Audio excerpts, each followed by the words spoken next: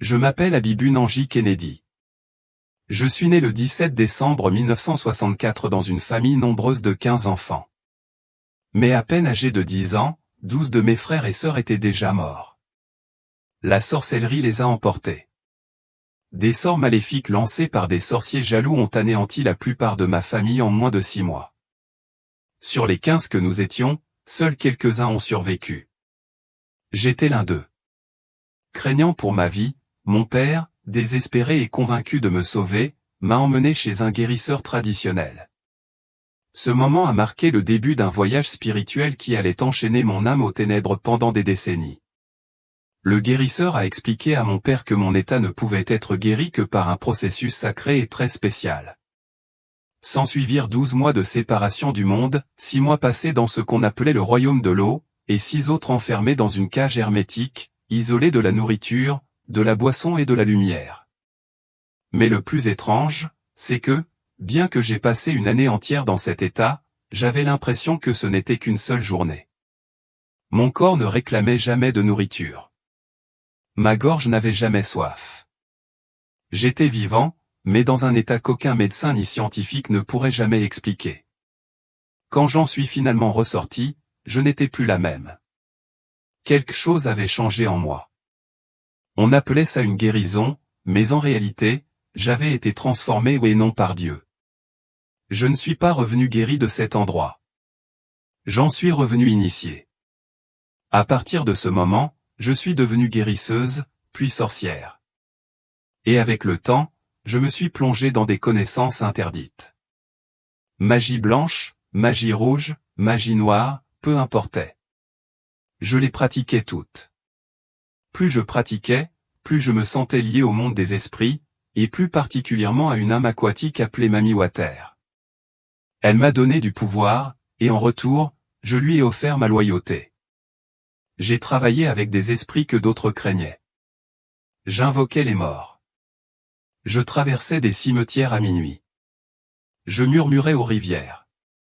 Je ne vivais plus pour Dieu, je travaillais pour Satan lui-même.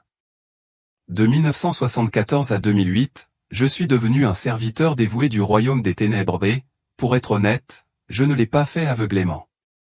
J'étais conscient de qui je servais. Je l'ai choisi. J'ai accepté. Je remercie Dieu aujourd'hui parce qu'il est venu me chercher, non pas avec douceur, mais avec force. De la même manière qu'il a affronté Saul sur la route de Damas, c'est ainsi qu'il est venu me chercher. J'étais têtu. J'étais rebelle.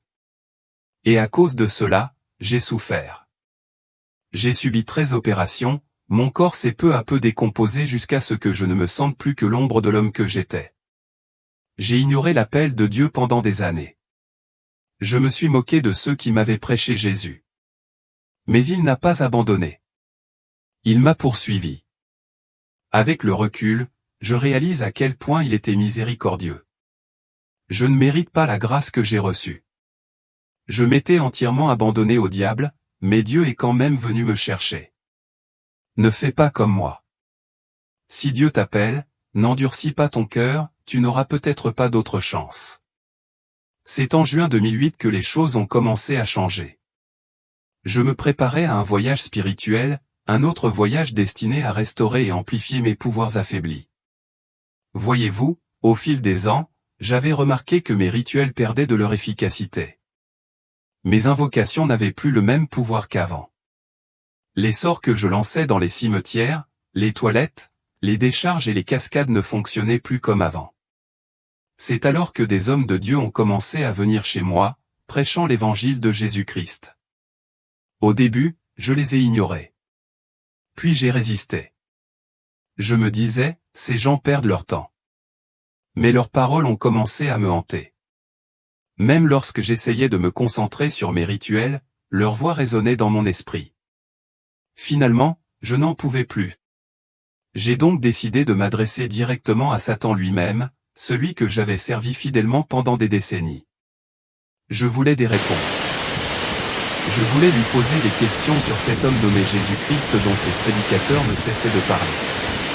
En atteignant le royaume spirituel, je m'attendais à ce que Satan m'accueille comme toujours. Mais à ma grande surprise, il fuyait, se cachant, m'évitant.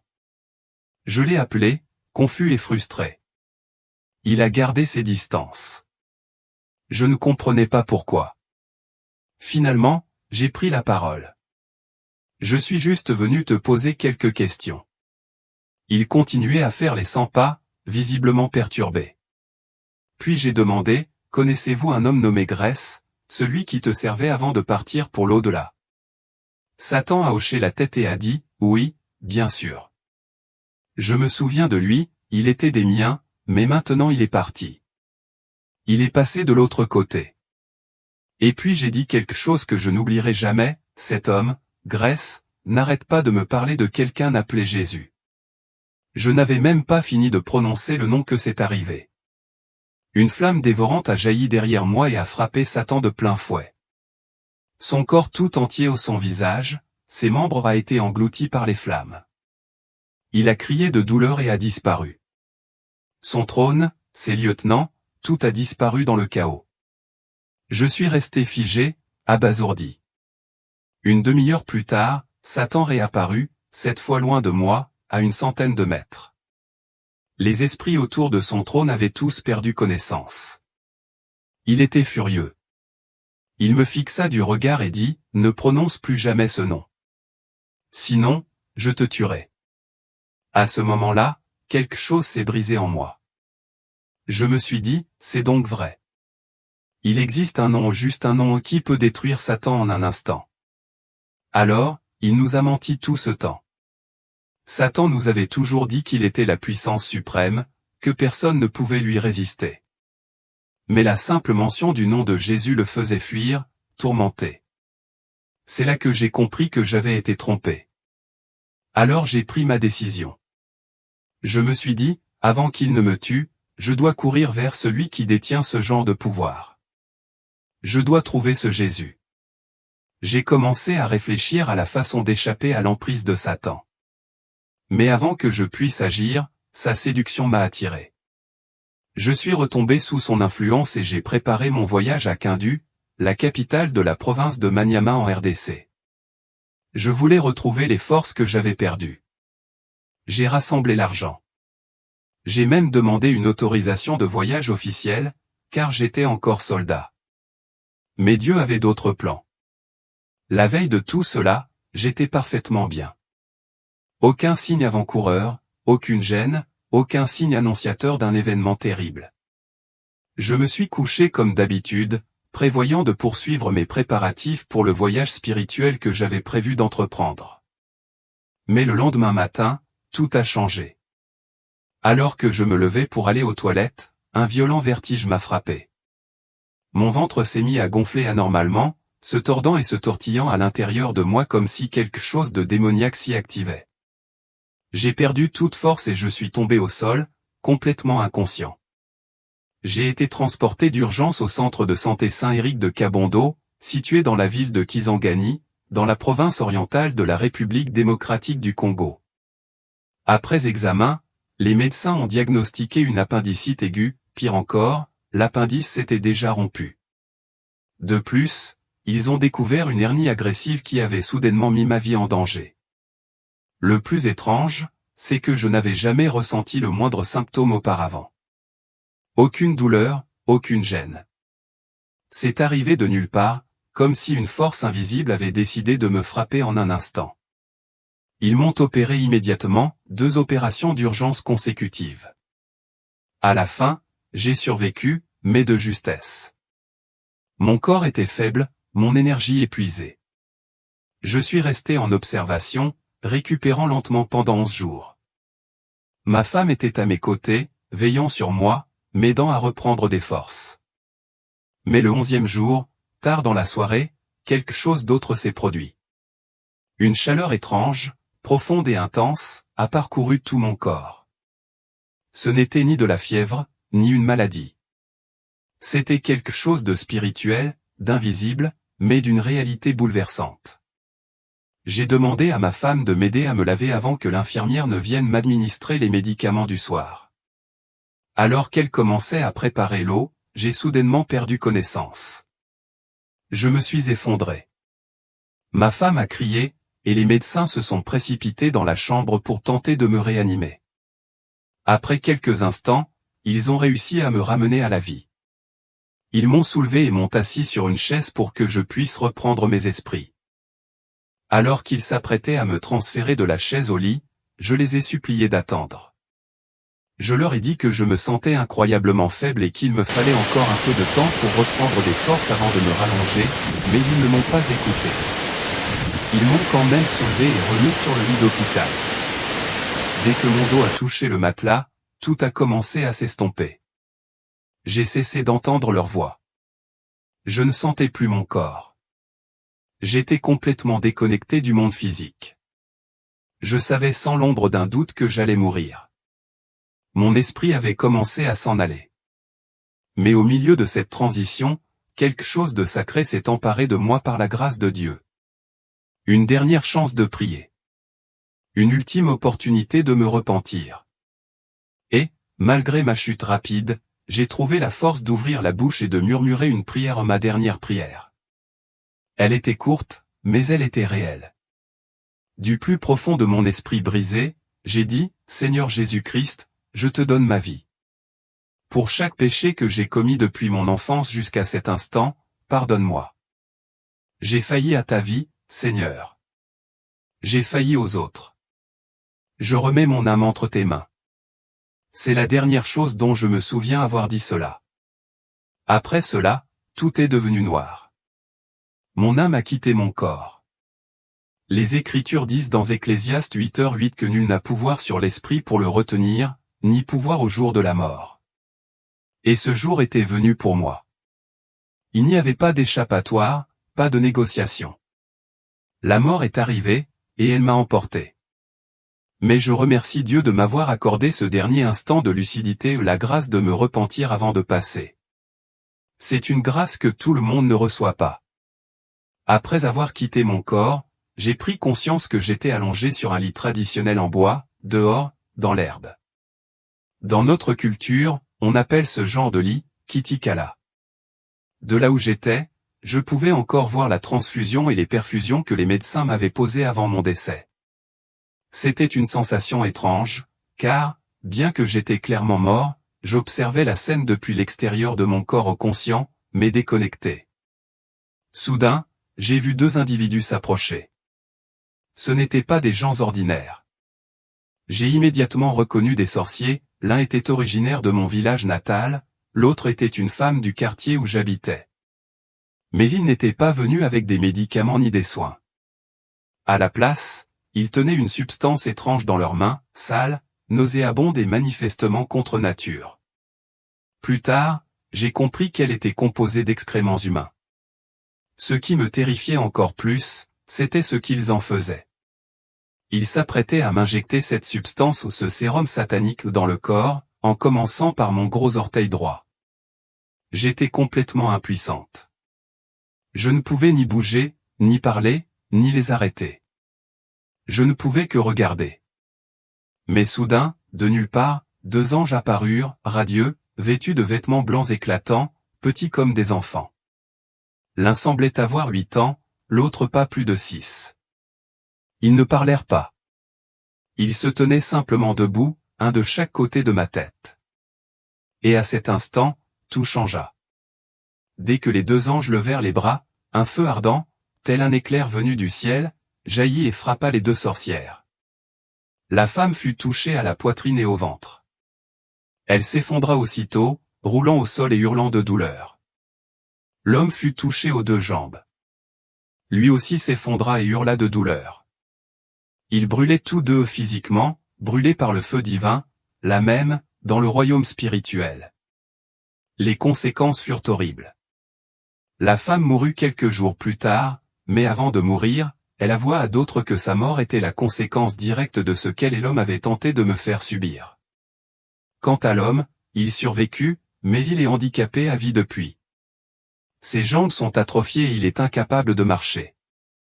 Le passage d'Hébreux 12h29 dit, « Notre Dieu est un feu dévorant, et j'ai vu ce feu de mes propres yeux. » Après avoir vaincu les sorcières, les deux anges me soulevèrent du lit et m'aidèrent à me relever.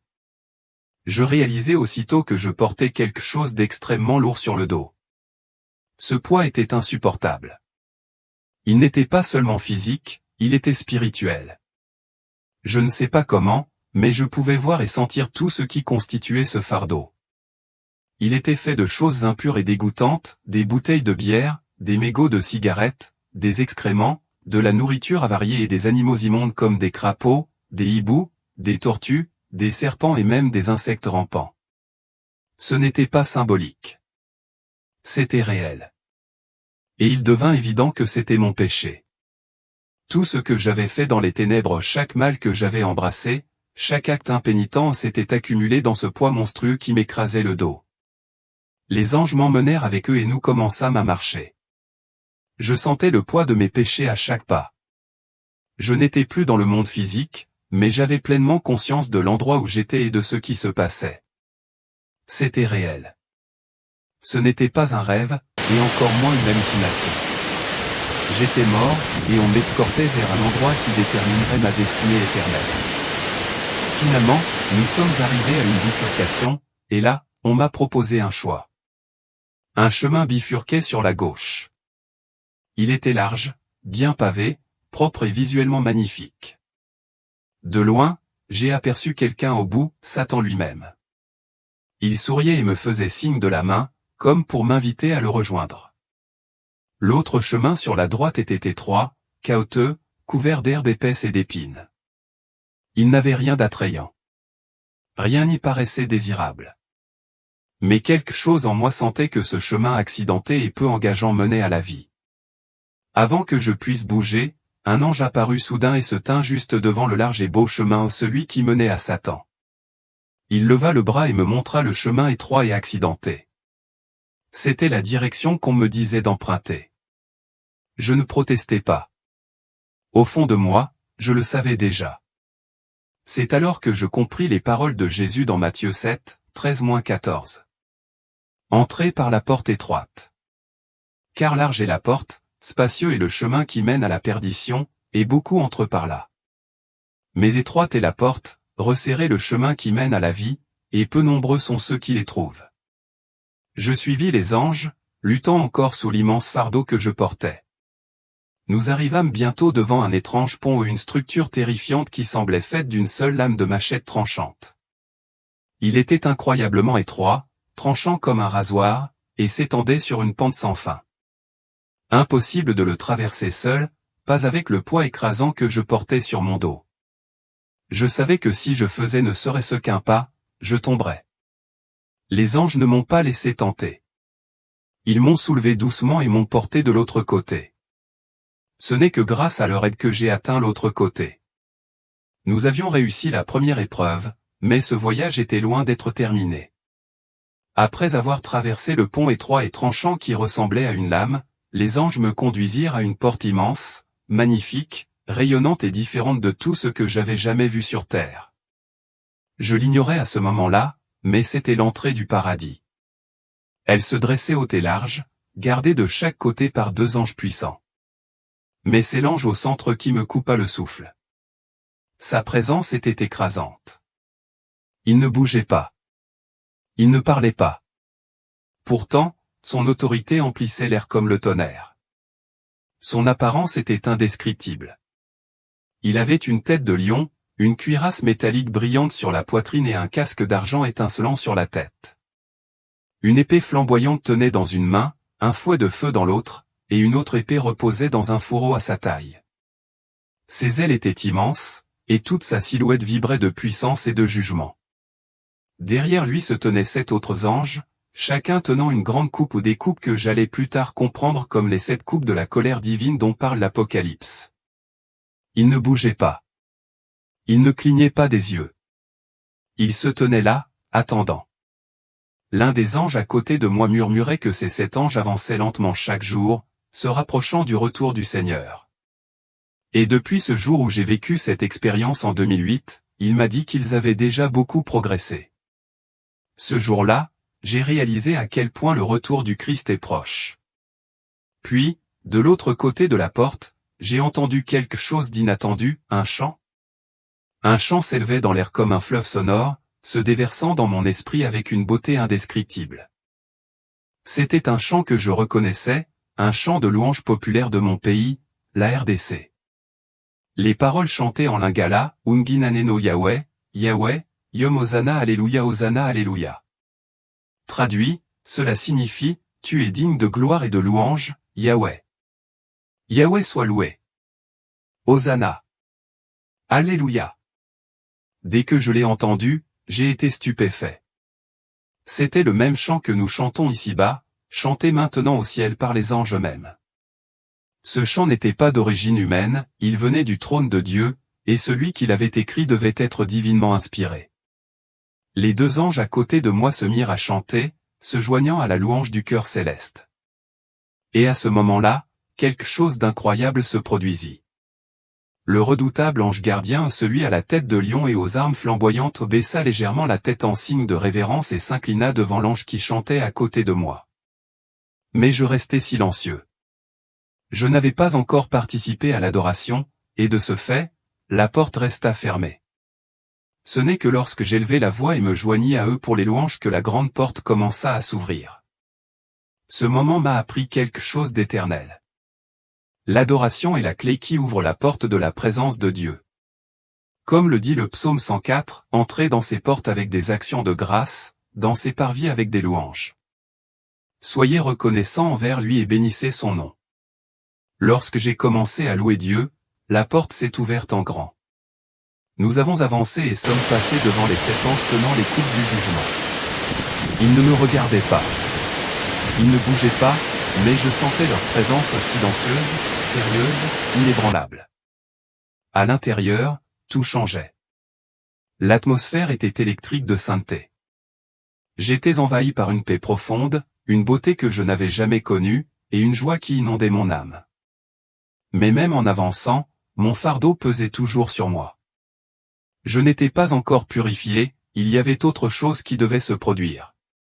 Les anges me conduisirent donc vers un bassin étincelant, pur et brillant comme du cristal. Ce qui s'y produisit allait tout changer. Après avoir franchi la grande porte, les deux anges qui m'accompagnaient me conduisirent vers un lieu scintillant de pure lumière. Devant nous se dressait ce qui ressemblait à une grande piscine radieuse, si pure, si brillante qu'elle brillait comme une lumière liquide. L'atmosphère était chargée d'une intensité sacrée, indescriptible. J'étais émerveillé, et même si mon cœur était en paix, le poids de mon passé pesait encore sur mon esprit. L'ange à ma droite s'est tourné vers moi et m'a dit, « Descends dans l'eau. » Sans hésiter, j'ai pénétré dans le bassin à leur côté. Debout dans l'eau, l'ange m'a dit, « Prends un peu et verse-le sur ton corps. Lave-toi au nom du Messie. » Je me suis alors rendu compte que là-haut, au ciel, je n'entendais pas le nom de Jésus comme on le dit sur terre. On l'appelait le Messie, l'agneau de Dieu ou Emmanuel. Je me suis penché, j'ai pris l'eau brillante dans mes mains et je l'ai soulevée pour la verser sur moi, mais j'étais tellement captivé par ce que je voyais autour de moi que l'eau m'a glissé entre les doigts. La beauté du ciel était incompréhensible. Des anges planaient au-dessus d'eux en formation gracieuse, chantant et louant Dieu dans une harmonie qui semblait gravée dans l'air. Lumière et couleurs dansaient autour d'eux dans une symphonie vivante d'adoration. Remarquant que je ne m'étais pas encore lavé, les deux anges s'approchèrent et m'immergèrent doucement dans l'eau, comme on le fait sur terre. Ils me firent descendre complètement sous la surface, et quand je remontai à la surface, quelque chose d'extraordinaire se produisit. L'énorme fardeau que je portais depuis le début de ce voyage, le poids odieux du péché et de la saleté qui pesait sur mon dos comme une montagne, avait soudainement disparu. Je me sentais légère, libre, pure. C'était comme si je n'avais jamais péché de toute ma vie. Puis une colombe blanche est apparue et a plané à quelques centimètres au-dessus de ma tête. Elle ne m'a pas touché, mais sa présence était indéniable. À cet instant, j'ai compris, c'était le Saint-Esprit, comme le dit Matthieu 3h16 à propos de Jésus, dès que Jésus fut baptisé, il remonta de l'eau. Et voici, les cieux s'ouvrirent, et il vit l'Esprit de Dieu descendre comme une colombe et se poser sur lui. J'ai vu ce verset s'accomplir dans ma vie. Mais ce n'était pas tout. Quelques instants plus tard, j'ai vu 3 boules de feu s'approcher de moi. Elles ressemblaient à des orbes lumineux, semblables à des lampes électriques, mais vivantes, se déplaçant avec détermination et grâce. Les 3 premières sont entrées par ma poitrine, ont pénétré dans mon cœur et y ont disparu. Puis une 4e boule de feu est arrivée droit vers ma bouche, elle est entrée et a disparu en moi. 3 autres sont ensuite descendues sur ma tête et y sont entrées 7 boules de feu au total. Je n'en ai compris toute la signification que bien plus tard. De retour sur terre et étudiant la Bible, j'ai compris ce qui m'avait été donné. Apocalypse 4h5 dit, devant le trône, il y a 7 torches ardentes, qui sont les 7 esprits de Dieu. Apocalypse 5h6 décrit l'agneau comme ayant 7 cornes et 7 yeux, qui sont les 7 esprits de Dieu envoyés sur toute la terre. Ésaïe 11h2 explique ce que sont ces esprits, l'esprit de l'Éternel reposera sur lui, esprit de sagesse et d'intelligence, esprit de conseil et de force, esprit de connaissance et de crainte de l'Éternel.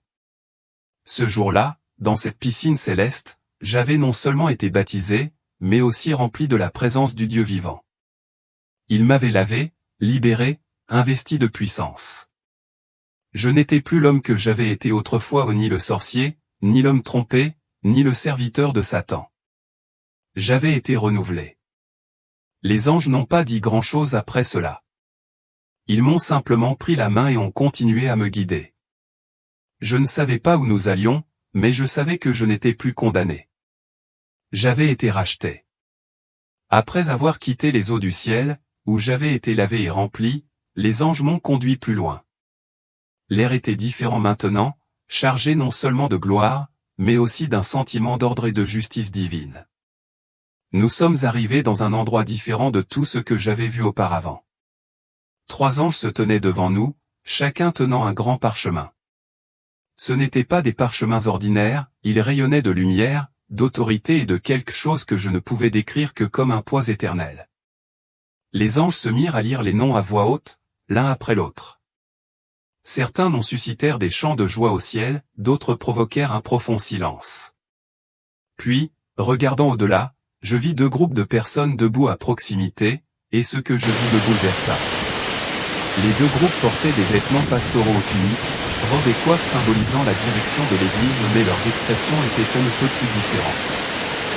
L'un d'eux se tenait debout, rayonnant de joie, chantant, louant et se réjouissant en présence de Dieu. L'autre était brisé, ses membres pleuraient amèrement, certains même gémissant d'angoisse. Ce qui me troublait encore plus, c'était que ce 2e groupe ou ceux qui étaient en deuil ou étaient nus sous leur coiffe pastorale, rappel tragique de ce qu'ils prétendaient être. Je me tournai vers l'ange à ma droite et demandai, « Qui sont-ils » Il m'a regardé d'un air solennel et m'a dit, « Ce sont des pasteurs. Ceux qui pleurent n'ont pas marché dans la vérité, ils n'ont jamais vraiment servi Dieu.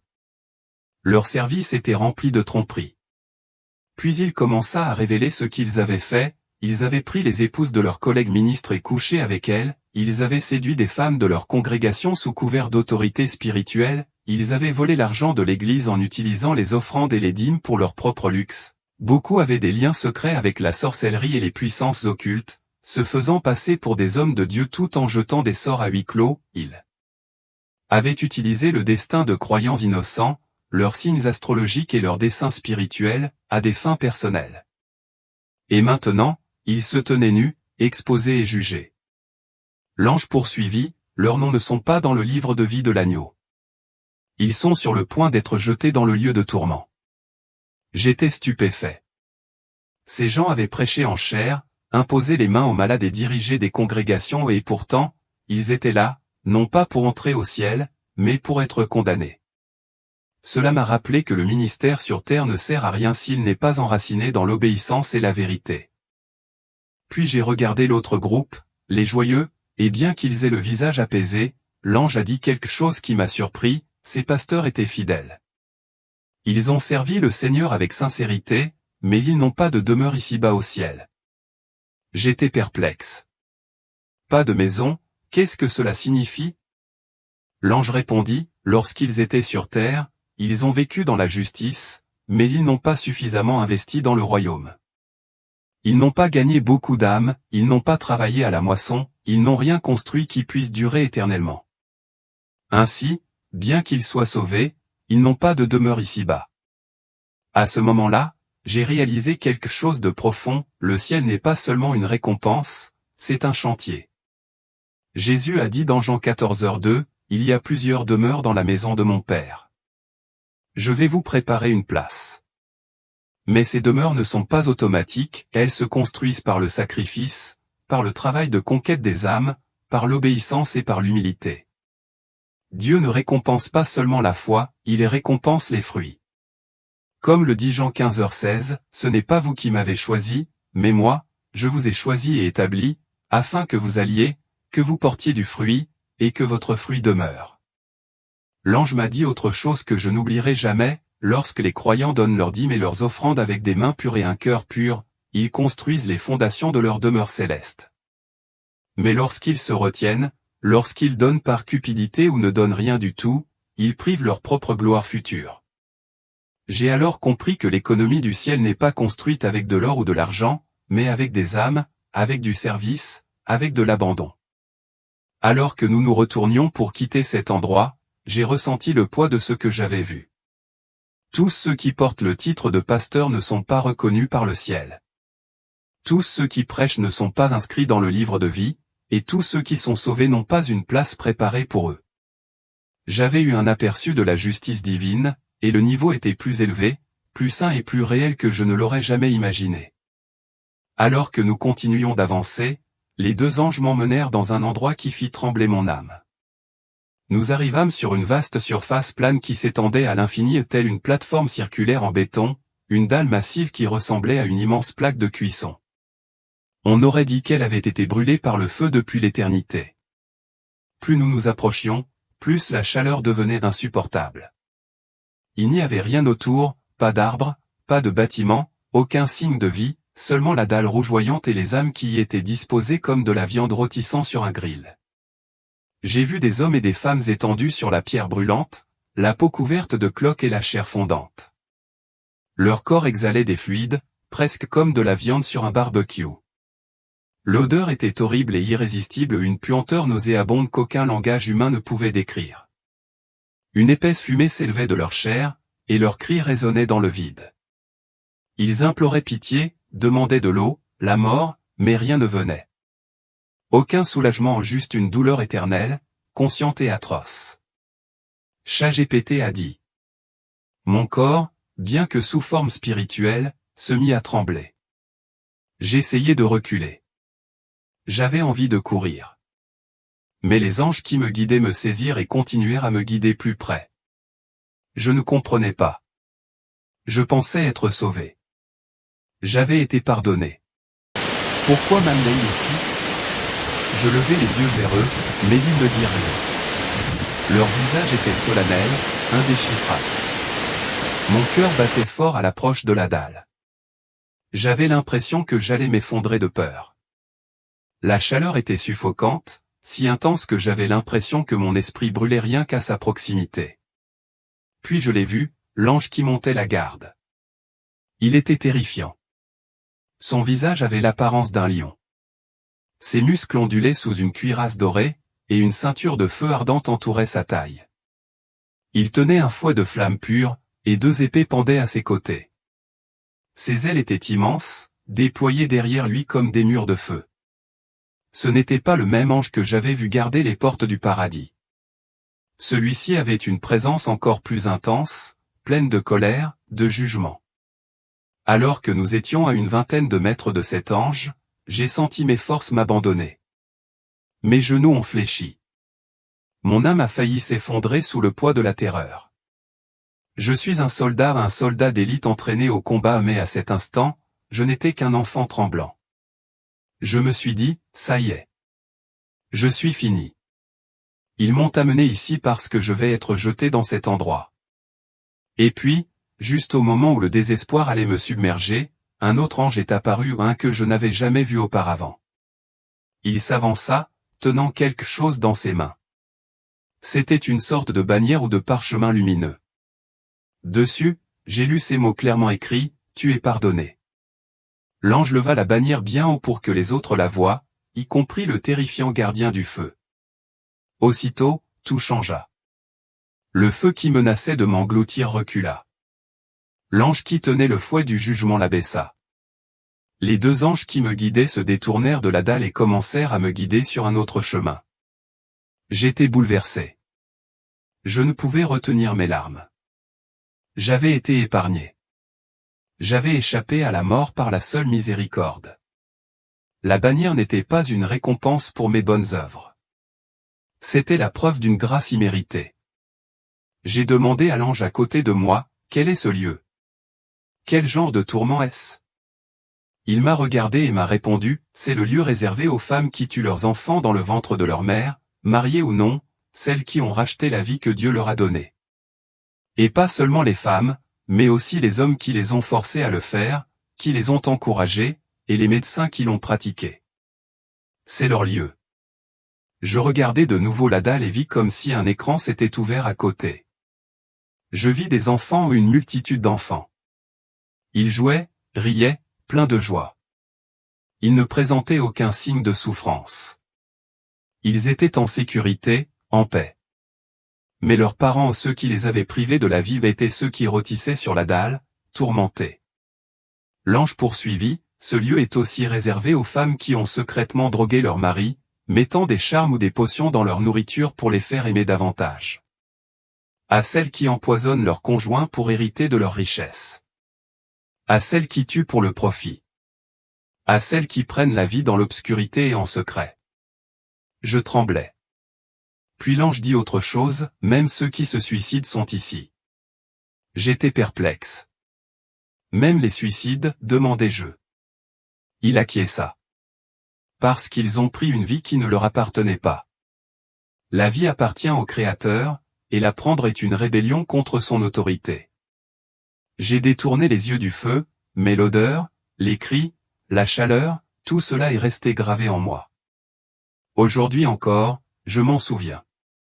L'image est gravée dans mon âme. Si jamais je suis tenté de pécher ou de céder à la colère, cette scène me revient en mémoire comme une sirène, m'avertissant, ne reviens pas. Ne te retourne pas. Ne te détourne pas de Dieu. Ce que j'ai vu n'était pas une fiction. Ce n'était pas un rêve. C'était réel. L'enfer est réel. Le tourment est réel. Et ceux qui y finissent ne sont pas des mythes. C'étaient autrefois des êtres comme vous et moi, parcourant la terre en pensant avoir le temps. Mais maintenant, ils ne sont plus que feu et cendre, hurlant sans fin et il n'y a pas d'échappatoire. Nous avons quitté la dalle, mais je n'ai ressenti aucun soulagement. Plus nous nous enfoncions, plus l'air devenait chaud et lourd, si suffocant qu'on aurait dit que chaque respiration avait un prix. Je me demandais, pourquoi allons-nous plus loin? N'est-ce pas suffisant? Mais les anges ne répondaient rien. Leur silence ne faisait qu'empirer les choses. En marchant, j'ai réalisé quelque chose de terrifiant, l'enfer a des niveaux, et chacun est plus terrifiant que le précédent. Au loin, je l'ai aperçu, une immense enceinte, non pas construite en briques, mais forgée par le feu. Un mur de flammes s'étendait à perte de vue. De l'intérieur, j'ai entendu des gémissements non pas des cris, mais de faibles gémissements désespérés, venant d'âmes trop profondément enfouies pour hurler. En atteignant le bord, j'ai vu des millions de personnes brûler sans fin, le feu s'accrochant à leur corps, mais elles ne sont jamais mortes. Certaines tremblaient, d'autres fixaient le vide, agonisant. Au cœur même de tout cela, dans la partie la plus brûlante du feu, j'ai aperçu un visage que j'ai reconnu, celui de l'homme qui avait assassiné mon père. La rage bouillonnait en moi. Mais avant que je puisse parler, une voix venue d'en haut m'a dit, « Tu n'as aucun droit de te venger. La vengeance appartient à Yahweh seul. » J'étais réduit au silence. Même ma douleur devait se soumettre à la justice divine. Un autre ange est apparu et a fait signe à mes guides de m'emmener. En marchant, j'ai demandé, « Quel est cet endroit ?» L'ange m'a répondu clairement, « C'est l'enfer, l'endroit contre lequel les gens sur terre sont mis en garde. C'est réel, et ces gens sont ici à cause de ce qu'ils ont fait dans la vie, parce qu'ils ne se sont jamais vraiment tournés vers Dieu. » Il m'a expliqué qui ils étaient, des meurtriers, ceux qui ont divorcé et se sont remariés du vivant de leur conjoint, ceux qui gardaient rancune et refusaient de pardonner, des ivrognes et des toxicomanes. En enfer, ils continuent leur péché, mais maintenant c'est le tourment, l'alcool se transforme en liquide brûlant, la fumée en feu. Les habitudes même qu'ils aimaient deviennent les instruments de leur souffrance. Puis vinrent les immoraux sexuels fornicateurs, adultères, homosexuels, pédophiles, pornographes, tous tourmentés sans fin par des esprits maléfiques, des serpents et des crochets. Ce qu'ils poursuivaient dans les ténèbres les torture désormais à jamais. Satanistes, occultistes, sorcières, idolâtres, ils étaient au plus profond de la fournaise, leur souffrance, même à regarder, était insupportable. Il a parlé de menteurs, de calomniateurs, de diviseurs, de voleurs, de traîtres et même de ceux qui portaient des tatouages et des piercings et qui ne se repentaient jamais. J'étais sous le choc. L'ange a dit que chaque marque était une porte spirituelle.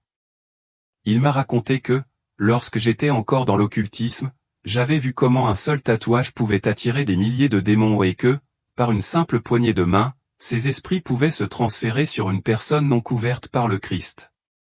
Il m'a dit que le but de Satan n'était ni ton corps ni ton argent, mais ton âme. Des gens la lui transmettent sans le savoir chaque jour. Nombreux sont ceux qui vivent piégés, confus, spirituellement liés, sans même comprendre pourquoi. Mon cœur s'est brisé non seulement en voyant ce que j'ai vu, mais aussi en pensant aux milliards de personnes sur Terre qui marchent encore aveuglément vers cet endroit. Certains l'ignorent, d'autres le savent et se rebellent malgré tout. L'ange dit, si ton éternité te tient à cœur, cours vers Dieu. Trouve ses véritables serviteurs. Qu'ils prient pour toi. Repentez-vous et soyez délivrés. Car une fois la trompette sonnée, il n'y a pas de seconde chance. Nous avons continué notre chemin, mais ce que j'avais vu était comme un feu dans mon âme. J'avais traversé l'enfer non pas pour juger, mais pour avertir. Après avoir vu toutes ces choses, la gloire du ciel, le jugement des justes et les terreurs de l'enfer, je sentais mon voyage toucher à sa fin. Les anges qui m'avaient guidé à travers des royaumes où aucun humain ne devrait jamais pénétrer me regardaient maintenant avec des yeux emplis non seulement d'une autorité céleste, mais d'une intention plus profonde. J'ai alors compris que je n'avais pas été autorisé à voir ces choses par curiosité ou par simple réconfort. J'avais été choisi pour témoigner. Ce que j'ai vu n'était pas destiné à rester en moi.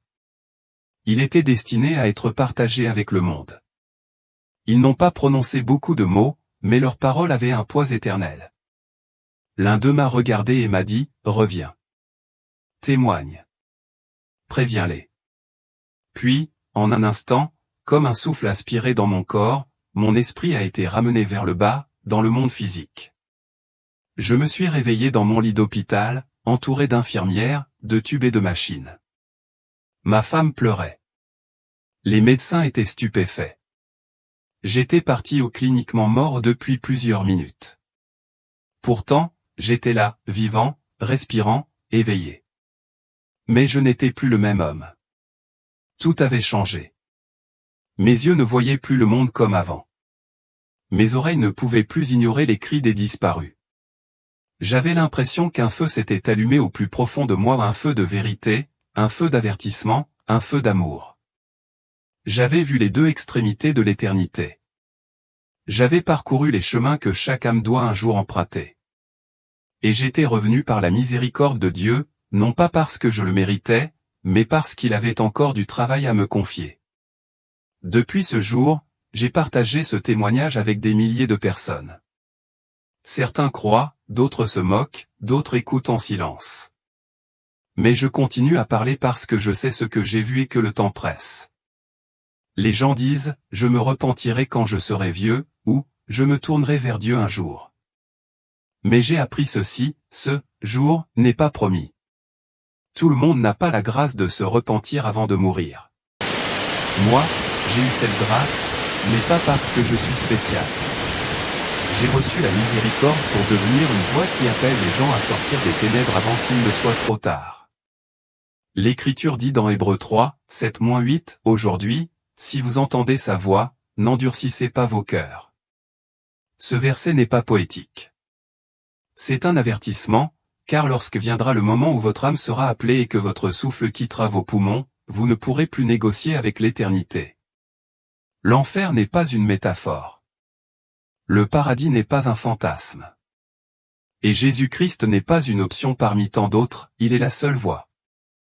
Ce même nom qui a brûlé Satan sous mes yeux, ce même nom qui a ouvert les portes du paradis, ce même nom qui a sauvé mon âme alors qu'elle s'enfuyait, ce nom est toujours à votre disposition en ce moment même. Alors, aujourd'hui, en lisant ceci, n'hésitez pas. Ne jouez pas avec votre âme.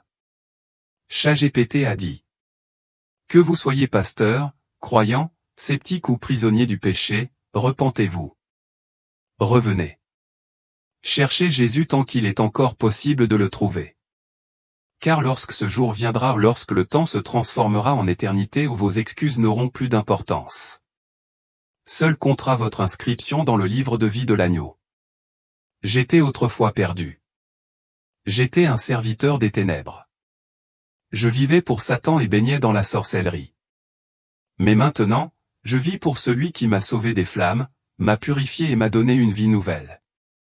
Son nom est Jésus, et il vous appelle en ce moment même. Répondrez-vous? Ce sera peut-être le témoignage le plus important que vous entendrez jamais. Une femme est morte et Jésus lui a montré que seulement 18% des chrétiennes entreraient au ciel. Ce qui lui a révélé sur le ciel et la vérité derrière la foi moderne sont des choses que vous n'avez probablement jamais entendues auparavant lorsque le temps sera venu. Êtes-vous sûr d'être enlevé? Y a-t-il quelque chose dans votre vie qui ne va pas avec Dieu? Ferez-vous partie des 18% ou des autres? La réponse se trouve peut-être dans cette histoire, car elle sert d'avertissement à chaque croyant. Ce n'est pas un hasard si la Bible dit que le chemin qui mène à la vie est étroit, car le chemin vers Dieu est encore plus étroit qu'on ne le pense. Si vous souhaitez être sauvé, veuillez commenter « Amen » avec votre nom et votre ville, en priant Dieu de se souvenir de vous et de vous protéger dans ces derniers jours. Maintenant, écoutons ce témoignage. Je m'appelle Louise et, pendant plus de 20 ans, j'ai été missionnaire auprès des Assemblées de Dieu, un conseil national ancré dans la foi et l'évangélisation. Mon travail m'a conduite à travers les États-Unis et dans les villages poussiéreux du Mexique, où j'ai partagé l'Évangile avec ferveur. Je croyais être une servante fidèle, ne m'écartant jamais du chemin de Dieu, ma vie témoignait de son appel.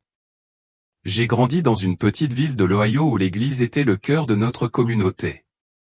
Les sermons du dimanche, les études bibliques du mercredi et les réveils religieux d'été ont marqué ma jeunesse. J'ai accepté Christ à 12 ans et, à 20 ans, j'animais des groupes de jeunes, le cœur brûlant pour les âmes. Mon engagement missionnaire a commencé à la trentaine, un appel que j'ai embrassé avec zèle. Au Mexique, j'ai prêché devant des foules sous des toits de tôle, leurs visages avides d'espoir. J'ai aidé à construire des écoles, nourri des enfants affamés et prié avec des familles dans des maisons en ruine. Chaque voyage me semblait un pas de plus vers Dieu, mes sacrifices étaient un signe de dévotion. Pourtant, au fond de moi, un profond malaise s'éveillait. Malgré mon service, je me demandais souvent si mon cœur était vraiment en phase avec les désirs de Dieu. Ma foi était-elle aussi pure que je le croyais, ou bien avais-je manqué quelque chose d'essentiel? La question persistait, un murmure que j'ai repoussé au milieu de l'agitation du ministère. Mes journées étaient longues, remplies de sermons, de voyages et de planification. Je portais des vêtements modestes, j'évitais les distractions du monde et j'étudiais les Écritures quotidiennement. Mais le malaise grandissait ou une ombre que je ne pouvais nommer. Je me disais que c'était de la fatigue, pas du doute, et je persévérais, confiant que mes œuvres suffiraient. En août 2024, je revenais d'un voyage missionnaire épuisant à Tijuana. La chaleur, la foule et les besoins incessants m'avaient épuisé. Cette nuit-là, seul dans mon appartement, l'épuisement m'envahissait. Assis sur mon canapé, j'essayais de trouver la force lorsqu'une vive douleur me saisit la poitrine. Ma vision se brouilla, la pièce tournoya et je sombrai dans l'obscurité. Je pensais que c'était le sommeil, un moment de répit après mes efforts, mais mon cœur s'était arrêté, mon corps immobile. Une présence surgit, puissante et rayonnante, appelant mon nom d'une voix qui me secoua l'âme. « Louise » dit-elle, d'une voix à la fois douce et impérieuse. Je me suis senti soulevé, libéré de toute entrave.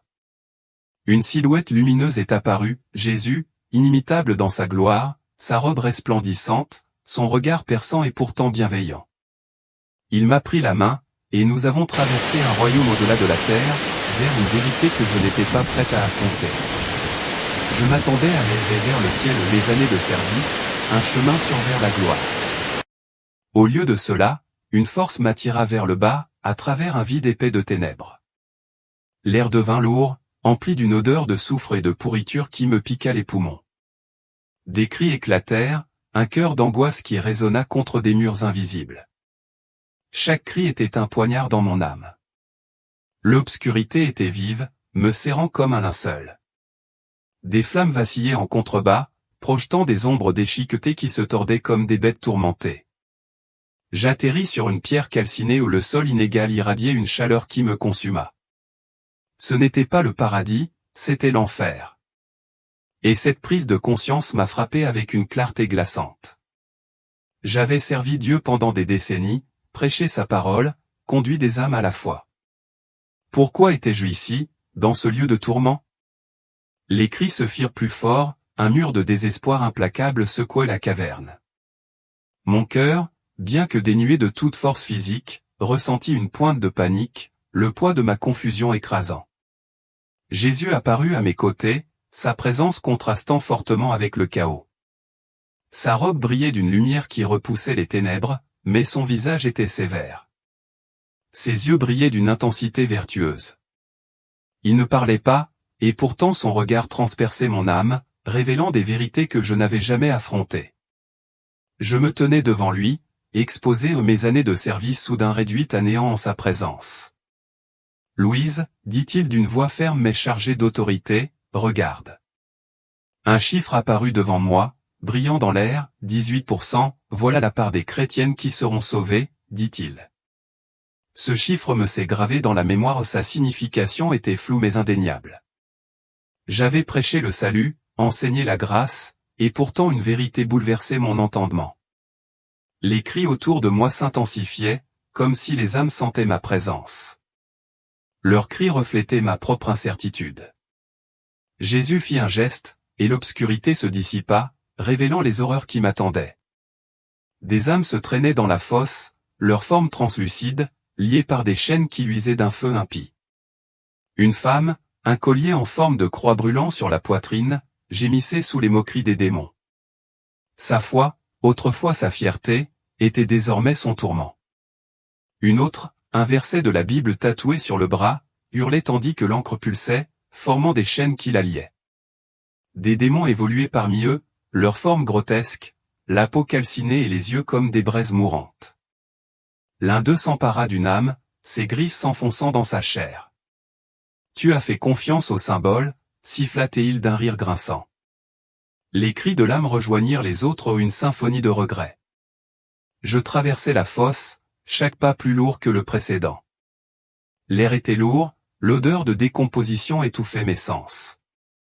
Un homme portant un bracelet de perles sanglotait tandis que les perles brûlaient, chacune une blessure. Sa foi avait été extérieure, une façade opaque, une capitulation, et maintenant il en payait le prix. Les flammes s'élevèrent, illuminant d'autres âmes, dont les visages étaient déformés par la douleur. Une jeune femme, les cheveux ornés d'une barrette ornée de pierres précieuses, hurla tandis que les pierres fondaient, brûlant son cuir chevelu. Sa beauté, autrefois son idole, était désormais sa punition. Les démons se délectaient de son supplice. J'ai vu ma propre vie en elle, mes propres compromis, même si je n'osais pas encore les nommer. Jésus marchait à mes côtés, sa lumière comme un bouclier contre les ténèbres. Son silence était un appel à voir, à comprendre, à affronter la vérité. Le gouffre s'étendait à l'infini, un labyrinthe de feu et de désespoir. Chaque âme était un avertissement de ce qui se trouvait au-delà. J'aurais voulu lui demander pourquoi, mais sa présence exigeait que j'écoute, pas que je parle. Le rire du démon s'amplifia, ses griffes raclant la pierre. L'un d'eux se tourna vers moi, les yeux plissés. « Tu as prêché, mais as-tu vécu » gronda-t-il, une accusation glaçante. Mon âme trembla, cette question faisant écho au malaise que je portais depuis des années. Les horreurs du gouffre se rapprochaient, les cris un assaut incessant. J'ai vu une femme vêtue d'une robe modeste, déchirée et brûlante, sa piété masquant l'orgueil. Ces cris rejoignaient les autres, un rappel que la foi apparente ne suffisait pas. La lumière de Jésus m'a guidé vers une vérité que je n'étais pas prête à affronter. La pièce a changé où les ténèbres m'envahissaient, mais sa présence est restée. Je savais que ce n'était que le début, un aperçu de ce qui attendait ceux qui s'égaraient. Le regard de Jésus m'a poussé en avant, promettant des réponses dans le feu. L'obscurité du gouffre persistait, ses cris résonnant à mes oreilles tandis que Jésus me conduisait vers un lieu plus calme. L'air s'éclaircit, chargé d'un léger parfum de pureté, mais son visage resta sévère, ses yeux perçant mon âme. Il parla d'une voix ferme et pleine de vérité, tes œuvres étaient nombreuses, Louise, mais ton cœur n'était pas entièrement nu. Ces paroles m'ont profondément touché, révélant une vérité que je m'étais cachée à moi-même. J'avais prêché, servi, fait des sacrifices, mais mon cœur s'était égaré, pris dans de subtils compromis. Jésus a fait un geste, et une vision s'est révélée, montrant ma vie à travers ses yeux. Chaque instant était un miroir, révélant mes défauts. Tu as orné ton corps pour plaire au monde, dit-il d'un ton ferme mais bienveillant. Cette vision me montrait choisissant des vêtements qui suivaient la mode, et non la pudeur, en quête de l'approbation des autres. Bien que mes robes ne fussent pas scandaleuses, elles reflétaient un cœur en quête de tendance, et non de sainteté. Les paroles de la Bible m'ont semblé, ne savez-vous pas que votre corps est le temple du Saint-Esprit? 1 Corinthiens 6h19. Le verset m'a paru lumineux, son sens clair, mon corps appartenait à Dieu, et non à moi pour attirer l'attention. Mes petits choix aux chemisiers serrés, foulards élégants étaient à 2 doigts de son appel à la pureté. Jésus poursuivit, sa voix comme un guide constant, beaucoup vivent dans le compromis, ignorant ma parole pour obtenir l'approbation du monde. La vision s'est alors portée sur d'autres femmes, leur vie était un tapis de péché subtil. Une jeune mère, au maquillage méticuleux, passait des heures à parfaire son apparence, négligeant la prière. Sa beauté était devenue son idole, un obstacle à Dieu.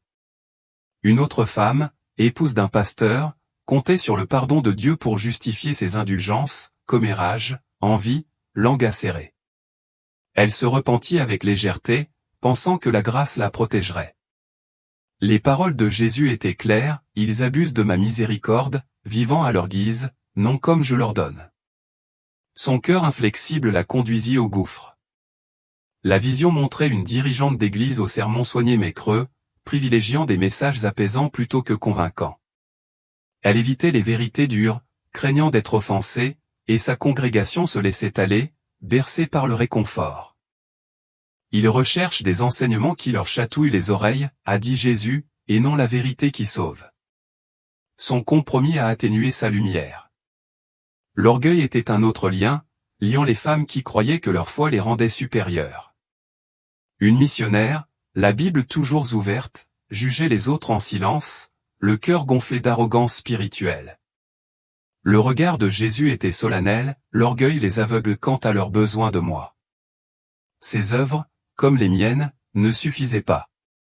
La vision s'assombrit, révélant des femmes qui privilégiaient l'intimité avant le mariage, leur cœur privilégiant la passion à la pureté.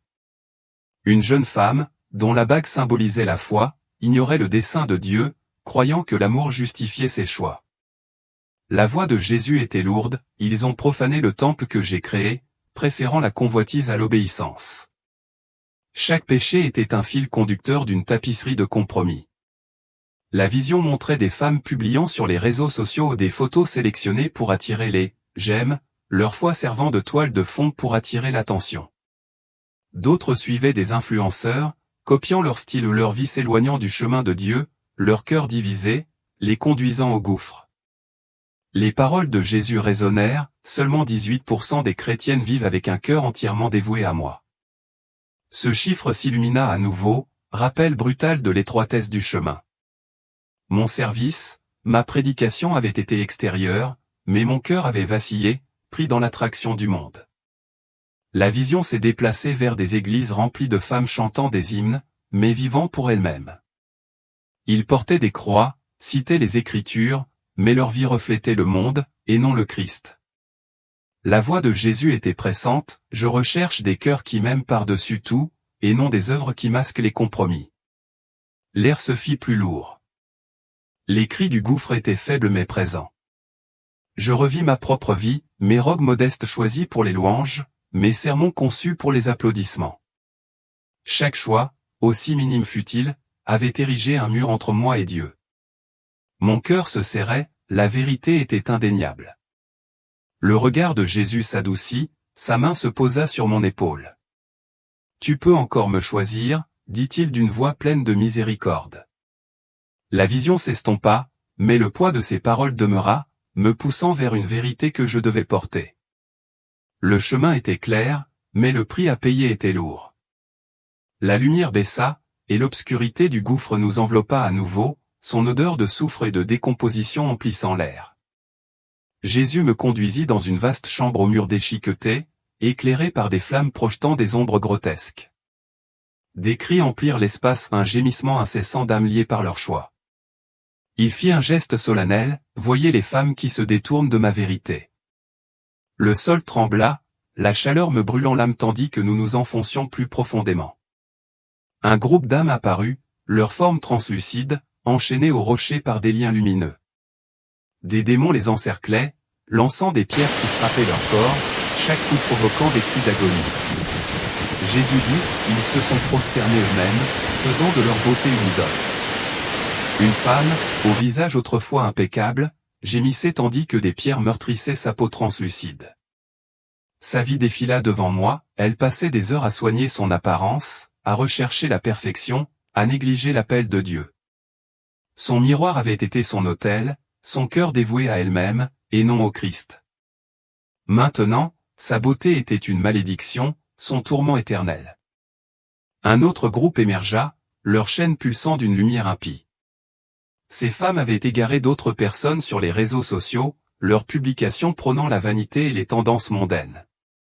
Une jeune influenceuse dont les photos étaient autrefois célébrées hurlait tandis que ses images brûlaient, chacune comme une blessure. Ses abonnés, désormais dans la fosse, maudissaient son nom, leurs tatouages de ses citations les enchaînaient aux flammes. La voix de Jésus était ferme. Ils ont usé de leur influence pour détourner des âmes de moi. La vision montrait une femme enseignant le yoga, mêlant foi et mysticisme, menant les élèves vers de faux dieux. Son sourire serein, autrefois sa marque de fabrique, était désormais une grimace, sapait un mensonge. Les démons se moquaient d'elle, leurs griffes déchirant son âme. Plus loin, j'ai vu des femmes rejeter le dessein divin pour la féminité. Une épouse, dont l'anneau brillait comme un fer rouge, hurlait tandis que des chaînes l'attachaient à la lance d'un démon. Elle avait défié son mari, non par force, mais par orgueil, rejetant l'ordre divin. Sa rébellion, autrefois sa fierté, était désormais sa punition. La vision changea, révélant une mère qui privilégiait sa carrière à sa famille. Son cœur était insensible à l'appel de Dieu. Ses enfants, devenus adultes, erraient dans la fosse, leurs cris faisant écho aux siens. Ils ont choisi le chemin du monde plutôt que le mien, menant leur famille à la ruine, dit Jésus. Son tourment était le reflet de ses choix. Les flammes s'élevèrent, illuminant d'autres âmes, chacune marquée par le compromis. Une femme portant un collier en forme de croix agita le métal, brûlant sa poitrine. Elle l'avait porté fièrement, mais sa vie au commérage, envie, manque de pardon trahissait sa foi. Les démons rirent, leur voix formant un chœur grinçant d'accusation. Une autre âme ou une dirigeante d'église gémissait tandis que sa Bible brûlait, ses pages l'enchaînant au sol. Ses sermons étaient éloquents, mais son cœur était orgueilleux, jugeant les autres inférieurs. Les paroles de Jésus étaient claires, ils se réclamaient de mon nom, mais leur cœur était éloigné de moi. Son tourment était éternel, ses œuvres réduites en cendres. Le gouffre s'étendait à l'infini, un labyrinthe de feu et de désespoir. Une jeune femme, dont la robe, autrefois élégante, hurlait en brûlant, révélant la nudité de son âme. Elle avait couru après la mode, non la sainteté, son cœur partagé entre Dieu et le monde. Ses cris se joignirent aux autres, une symphonie de regrets. Des démons évoluaient dans la chambre, leurs griffes ruisselant d'un sang aussi noir que de l'encre. L'un d'eux marqua une âme d'un tatouage en forme de cœur, dont les lignes palpitaient, l'enchaînant à un rocher. Elle avait vécu pour l'amour, pas pour le Christ, sa passion était un défi au dessein de Dieu. Le rire du démon résonna, me glaçant l'âme. Je voyais ma propre vie dans ces femmes, mes vêtements modestes choisis pour les louanges, mes sermons conçus pour l'approbation. Chaque âme était un avertissement, leur tourment le reflet de mes propres compromissions. La présence de Jésus me stabilisait, sa lumière me guidait dans les ténèbres. Il ne parlait pas, mais son regard m'incitait à voir. La chambre vibrait de malice, l'air était chargé de cendres et de cris. Une femme portant un tatouage de colombe, les ailes brisées au sanglotait tandis que l'encre brûlait, la liant aux griffes d'un démon. Sa foi était extérieure, une façade, pas une capitulation. Mon cœur se serrait, reconnaissant mes propres défauts en elle. Les flammes vacillaient, projetant des ombres grotesques sur les murs. Une âme tatouée d'une rose, sa beauté autrefois sa fierté gémissait tandis que les pétales saignaient, chaque goutte une blessure. Sa vie avait été une quête d'admiration, non de gloire divine. Les démons se moquaient d'elle, leur voix une raillerie implacable. Jésus m'a conduit vers l'avant, les horreurs du gouffre se rapprochant. La transition était lourde, l'obscurité de la chambre m'envahissait. Le tourment de chaque âme était un appel à examiner mon propre cœur, à voir la vérité de ma foi. Sa lumière me guidait, promettant des réponses dans le feu qui m'attendait. Les horreurs du gouffre se dissipèrent tel un cauchemar lointain, laissant place à un royaume baigné d'une lumière radieuse et éthérée. L'air était pur et vivant, parfumé de fleurs épanouies introuvables sur terre. La paix s'installa sur moi comme une couverture chaude, soulageant le poids qui pesait sur mon âme. À côté de moi se tenait Jésus, sa robe scintillant d'un éclat divin, sa seule présence apaisante. Les cris de tourment et les ombres du désespoir avaient disparu. À leur place, une prairie à couper le souffle s'étendait devant nous, s'étendant sous un ciel doré. L'herbe scintillait comme baignée par la rosée du matin, et un ruisseau limpide la traversait tel un ruban de cristal. Jésus leva doucement la main et dit, « Voici les femmes qui m'ont choisi de tout leur cœur. » Alors que la vision s'approfondissait, je vis des femmes debout, silencieuses, dans le pré, le visage rayonnant d'humilité et de révérence. Elles ne portaient ni bijoux, ni vêtements raffinés, et pourtant leur beauté était indescriptible, rayonnant de l'intérieur comme la lumière des étoiles. Leurs yeux n'étaient pas fixés sur eux-mêmes, mais sur un trône lointain et majestueux, rayonnant d'adoration et d'amour. Leurs âmes étaient revêtues de lumière, vierges de toute vanité ou de tout orgueil. Une femme, vêtue d'une simple robe de lin, s'agenouillait en prière, les mains levées, la posture soumise. Sur terre, elle avait été considérée comme démodée, ridiculisée pour sa modestie dans une culture qui prônait la provocation. Mais ici, dans l'éternité, elle se tenait près du trône de Dieu, sa fidélité plus éclatante que l'or. Jésus murmura, « Elle m'aimait plus que tout. » Son cœur était mien. Cette vision m'ouvrit sa vie comme les pages d'un livre, elle avait servi discrètement, enseignant aux enfants dans des écoles du dimanche poussiéreuses, nourrissant les affamés, visitant les oubliés. Aucun appareil photo n'avait immortalisé ses sacrifices, aucune scène n'avait élevé son nom, mais le ciel l'avait vu. Sa récompense était grande, non pas à cause de la reconnaissance, mais à cause d'un cœur soumis et obéissant. Puis une autre femme apparut, les mains rugueuses et calleuses après des décennies de service, le visage marqué par des années de sacrifice et d'amour. Elle avait élevé 5 enfants dans la crainte du Seigneur, prié malgré la douleur et pardonné plus que quiconque n'aurait jamais pu l'imaginer. Sa vie avait été cachée aux applaudissements, mais Dieu la connaissait pleinement. Jésus dit, « Elle portait beaucoup de fruits en secret, et je la regardais à chaque instant. » La prairie s'étendait à perte de vue, peuplée de femmes comme elle, inconnues du monde, mais précieuses aux yeux du ciel. Une enseignante se tenait parmi elles, sa classe ayant autrefois été un champ de mission. Elle avait doucement mais hardiment semé les graines de l'Évangile dans les cœurs des jeunes, malgré les moqueries de ses camarades qui la traitaient d'intolérante. Elle se tenait maintenant parée, non pas de mode, mais de foi. La voix de Jésus résonna dans l'air, citant le psaume 139, 14, « Je te loue, car je suis une créature si merveilleuse. » Ces mots flottaient dans la lumière, vibrant de puissance. Ces femmes avaient embrassé l'identité que Dieu leur avait donnée sans honte ni compromis. Leur vie avait été une lente offrande quotidienne, rejetée par la culture, mais honorée par le ciel. Une mère apparut, l'âme rayonnante d'une force tranquille. Elle avait passé sa vie à genoux, priant pour les enfants qui s'étaient éloignés de la foi. Ses larmes, invisibles aux yeux du monde, étaient chéries par Dieu. Sa récompense était désormais la joie, son héritage éternel. Jésus a dit, elle n'a pas abandonné. Son amour reflétait le mien. J'ai vu une infirmière, son uniforme désormais remplacé par des vêtements de lumière. Sur terre, elle avait servi les malades avec tendresse, prié en silence dans les couloirs des hôpitaux et tenu la main des mourants. Beaucoup se moquaient de ses prières, mais ici, sa foi brillait plus que n'importe quelle distinction médicale. Son sacrifice était devenu sa couronne. Jésus se tourna vers moi, d'une voix ferme et claire, « Je ne mesure pas à la quantité des œuvres, mais aux cœurs qui se sont pleinement consacrés à moi. » Ces femmes n'avaient pas vécu pour l'attention, la notoriété ou le statut. Leur humilité et leur obéissance les distinguaient. Leurs âmes portaient les marques de la grâce divine, et non des applaudissements du monde. La prairie s'illumina davantage, résonnant désormais de chants de louanges. Une veuve chantait, les mains levées.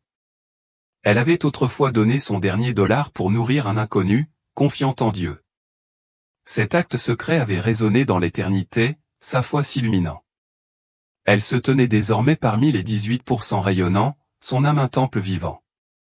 Mon cœur commençait à se serrer de conviction, chez ces femmes, je voyais ce qui m'avait manqué, des vies vécues en toute tranquillité, sincérité, sans compromis.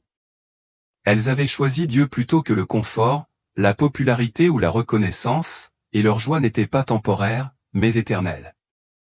La prairie commençait à pâlir, mais son parfum persistait, sa lumière réchauffant encore mon esprit. Comparé au gouffre, cet endroit était une fontaine d'espoir et de vérité. Je me tournai vers Jésus, son regard fixe et bienveillant me guidait. Le souvenir des 18% brûlait dans mon cœur comme une vérité solennelle et un appel sacré.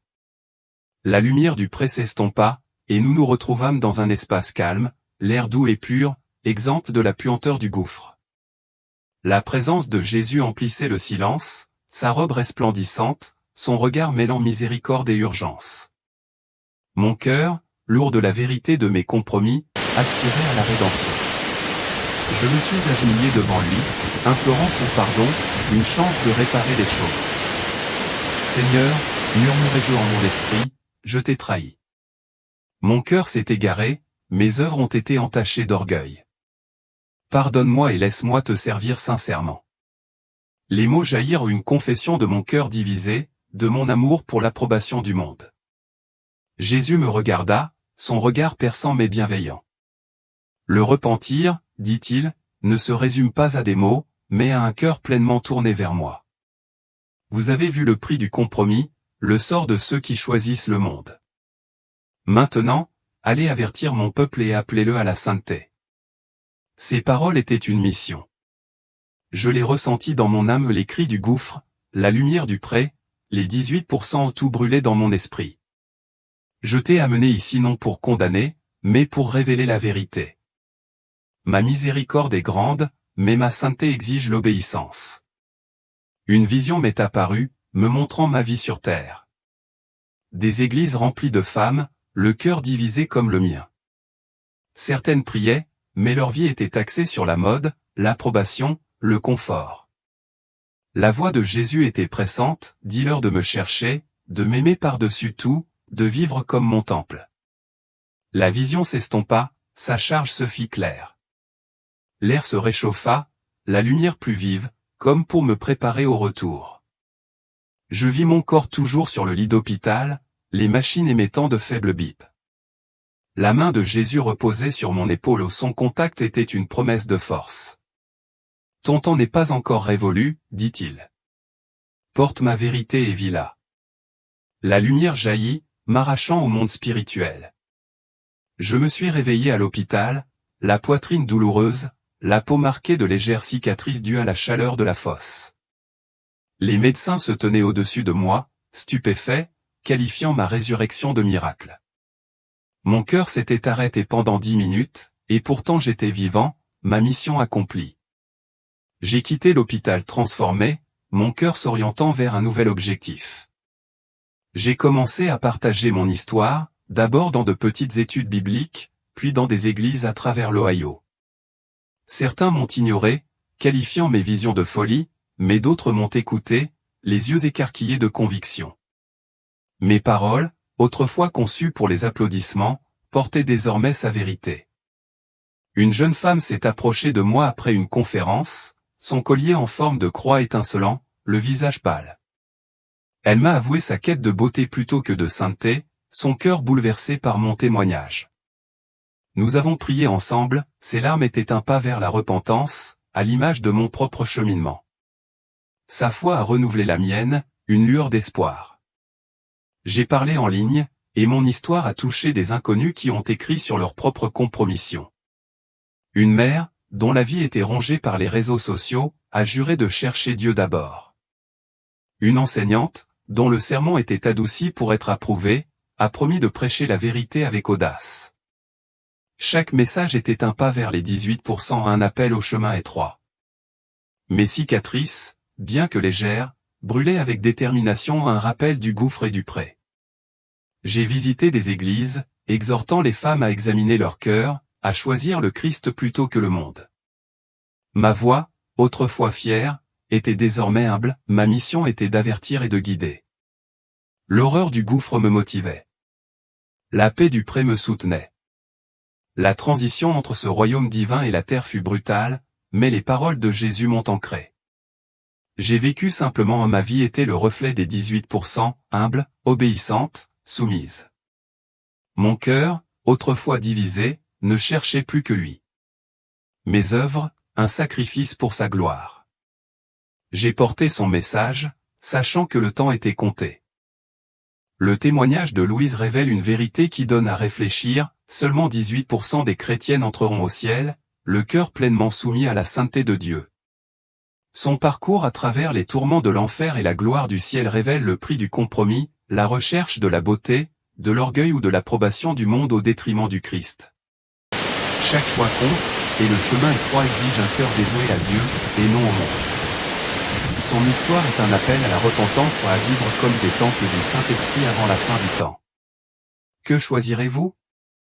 Examinez votre cœur aujourd'hui et recherchez la vérité divine avec sincérité. Laissez vos commentaires, ainsi que votre nom et votre ville, pour exprimer votre foi et rechercher sa direction. Abonnez-vous pour recevoir notre prochain témoignage, qui révélera les conséquences choquantes du péché sexuel avant le mariage, un avertissement qui approfondira votre compréhension du dessein de Dieu.